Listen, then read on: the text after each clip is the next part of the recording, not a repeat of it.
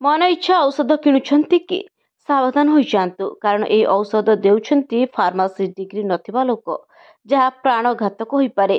विभिन्न औषध दुकानी रे फार्मासिस्ट डिग्रीधारी को रखा नहीं कहते हेले समस्ते सत कहूना। जो फार्मासी को औषध दुकान ने देखुंट हुए तो दुकान ने से व्यक्ति लाइसेंस न थई पारे जहाँ फार्मासिस्ट आईन 1948 उल्लंघन करुछि। विरोध करिछि Odisha bachelor of pharmacist association. मुख्यमंत्री अभियोग प्रकोष्ठ रे फेरार करी सेमाने दाबी पत्र देइछंती।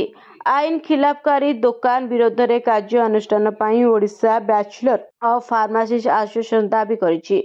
दुकान जेपरी फार्मासी डिग्री थिबा व्यक्ति ही औषध बिकुथिबे ताहार तदारख पई संघ पक्षरु अनुरोध करा जायछि।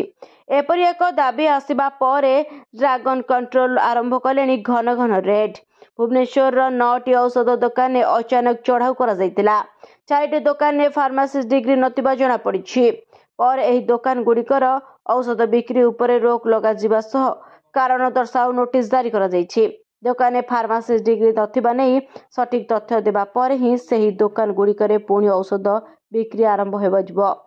पूर्वरु गाँ गहली रे मन इच्छा औषध वितरण करने खबर सामना आसिला।